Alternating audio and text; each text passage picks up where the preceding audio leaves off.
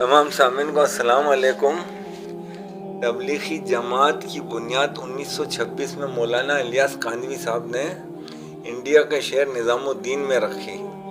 مولانا صاحب کا دین سے بہت لگاؤ تھا اور قرآن کو بہت اچھی طرح سے سمجھتے تھے۔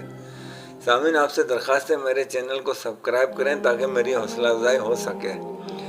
تو مولانا صاحب نے اپنے قریبی رفقاؤں سے کہا کہ میں چاہتا ہوں کہ ایسی ایک جماعت بنے جو گلیوں میں، بازاروں میں اور محلوں میں جائے اور اللہ تعالیٰ کا پیغام پہنچائے۔ تو شروع میں تو ان کے جو ساتھی تھے انہوں نے اس کام پہ توجہ نہیں دی، تو مولانا صاحب خود نکل جاتے اور بازار میں تبلیغ کرتے مختلف جگہوں پہ۔ پھر انہیں کوئی مزدور نظر آ جاتے تو یہ انہیں مزدور دے کر کے، وقت دے کر کے مسجد لے آتے اور باوضو ہو کے بیٹھ جاتے، ان کے سامنے کلام پاک پڑھتے، نبی پاک صلی اللہ علیہ وسلم کی حدیثیں سناتے اور اسی طرح مختلف وقت کی نمازیں بھی پڑھتے۔ جب ان کا وقت پورا ہو جاتا تو انہیں مزدوری دے کے رخصت کر دیتے۔ ان کا یہ شوق دیکھا تو پھر اور دوسرے لوگ بھی ان کے ساتھ شامل ہونے لگے۔ اس طرح سے یہ ایک بڑی جماعت کی صورت بن گئی۔ پھر یہ جماعت مختلف علاقوں میں، گلیوں میں، محلوں میں جاتی اور قرآن شریف کی تبلیغ کرتی۔ یہ رفتہ رفتہ پورے علاقے میں جب ایک علاقہ دوسرا علاقہ اس طرح پھیلنے لگ گیا تو مولانا صاحب نے پھر اس کے مرکز قائم کر دیے انڈیا کے شہر نظام الدین، بنگلہ دیش کے ککریل اور پاکستان کے رائے ونڈ۔ اس وقت پاکستان وجود میں نہیں آیا تھا، تو یہ الحمدللہ کام پورے ملک میں پھیل گیا تھا اس وقت۔ اور قرآن شریف کی سورت آل عمران کی آیت ہے وَلْتَكُن مِّنكُمْ أُمَّةٌ يَدْعُونَ إِلَى الْخَيْرِ وَيَأْمُرُونَ بِالْمَعْرُوفِ وَيَنْهُونَ عَنِ الْمُنكَرِ أُولَٰئِكَ هُمُ الْمُفْلِحُونَ۔ اللہ تعالیٰ کا حکم ہے کہ تم ایک جماعت ایسی ہونی چاہیے جو اچھائی کا حکم دے، برائی سے روکے۔ پھر اللہ نے ان لوگوں کی تعریف بھی فرمائی ہے قرآن شریف کی آل عمران میں ہی کہ کنتم خیر امۃ اخرجت للناس تأمرون بالمعروف وتنہون عن المنکر وتؤمنون باللہ، کہ تم بہت اچھے لوگ ہو، اچھائی کا حکم دیتے ہو، برائی سے روکتے ہو۔ تو تبلیغی جماعت ایسے ہی نہیں بن گئی، یہ قرآن شریف کا حکم بھی ہے، اور اللہ تعالیٰ جس کے دل میں محبت ڈالتا ہے دین کی تو وہ پھر بڑھ کر دین کا کام کرتا ہے۔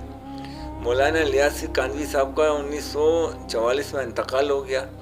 ان کے صاحبزادے مولانا یوسف صاحب جو بہت بڑے عالم تھے اور کئی مذہبی کتابوں کے مصنف بھی تھے، ان کی بڑی خدمات ہیں دین کے کام کے سلسلے میں۔ پھر وہ اس جماعت کے امیر بن گئے اور یہ سلسلہ لے کر چلتے رہے، اور ان کی سربراہی میں اس جماعت نے بہت ترقی کی، پورے ملک میں اپنی جڑیں جما لی اور الحمدللہ کام پھیلنے لگ گیا۔ 1965 میں ان کا انتقال ہو گیا تو ان کے بیٹے مولانا ہارون صاحب بھی موجود تھے، مگر ان کی جماعت کے دوسرے مولانا یوسف کاندھوی صاحب کے چچا زاد بھائی مولانا شیخ محمد زکریا کاندھوی صاحب، انہوں نے ایک اور مولانا انعام الحسن صاحب کو جماعت کا سربراہ بنا دیا۔ باہمی رضامندی سے، سب کی مشاورت سے ان کو اس کا سربراہ بنا دیا گیا۔ ان کی موجودگی میں پھر اس جماعت نے بہت الحمدللہ بہت ترقی کی اور بیرون ممالک بھی وفود جانے لگے تبلیغ کے سلسلے میں۔ پوری دنیا میں مختلف ملکوں میں جاتے لوگ تبلیغ کا سلسلہ کرتے، تو پوری دنیا میں یہ سلسلہ پھیل گیا ماشاءاللہ۔ پھر 1993 میں انہوں نے ایک 10 رکنی شورا قائم کر دی مولانا انعام الحسن صاحب نے، کہ اگر میرا انتقال ہو جائے تو میرے بعد یہ شورا جو ہے اس کی مرضی کا امیر منتخب کریں یا شورا ہی جماعت کو لے کے چلے۔ 1995 میں پھر مولانا انعام الحسن صاحب کا انتقال ہو گیا اور پھر وہ شورا جو یہ سلسلہ لے کے چلتی رہی۔ حاجی عبدالوہاب صاحب جو رائے ونڈ کے سربراہ تھے، یہ مولانا الیاس کاندھوی صاحب کے شروع کے ساتھی تھے، اس وقت بالکل نوجوان تھے۔ یہ حاجی عبدالوہاب صاحب بھی اس میں شامل تھے اور مولانا الیاس کاندھوی صاحب کے پڑپوتے سعد کاندھوی صاحب بھی اس شورا میں شامل تھے۔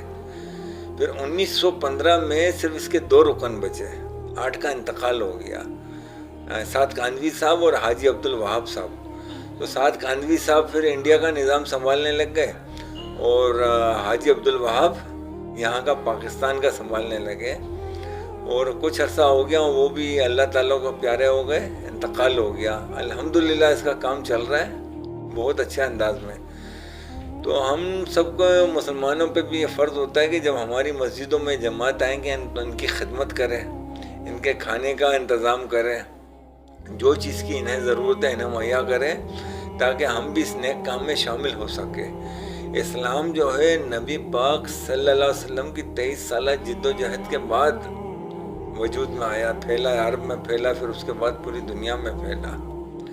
تو آج تو ہم نے آنکھ کھولی اور مسلمان ملک میں، مسلمان گھرانے میں تو ہم اتنی اہمیت نہیں دیتے ہیں اس چیز کو، بس کلمہ پڑھ لیا ہم مسلمان تصور کر لیتے ہیں خود کو، جبکہ ایسا نہیں ہے کہ اللہ تعالیٰ قرآن شریف میں فرماتا ہے کہ لوگوں اسلام میں پورے داخل ہو جاؤ۔ یہ نہیں کہ جو تمہیں چیز پسند ہے اس کو اپناؤ اور جو پسند نہیں ہے اور وہ قرآن کے مطابق بھی ہو تو اسے تم دور رہو، اس طرح نہیں ہو سکتا ہے۔ تو تبلیغی جماعت جو ہے یہ بھی قرآن شریف میں اللہ تعالیٰ نے آل عمران میں اس کا حکم دیا ہے، تو اس کے مطابق یہ بنی ہے، تو ان کی خدمت کرنی چاہیے، عزت کرنا چاہیے، اور جہاں تک ممکن ہو سکے ہمیں بھی دین کا کام کرنا چاہیے۔ اللہ تعالیٰ ہمیں قرآن سے کیا حکم ماننے کی توفیق عطا فرمائے اور نبی پاک صلی اللہ علیہ وسلم کے راستے پہ چلنے کی توفیق عطا کرے۔ جزاک اللہ۔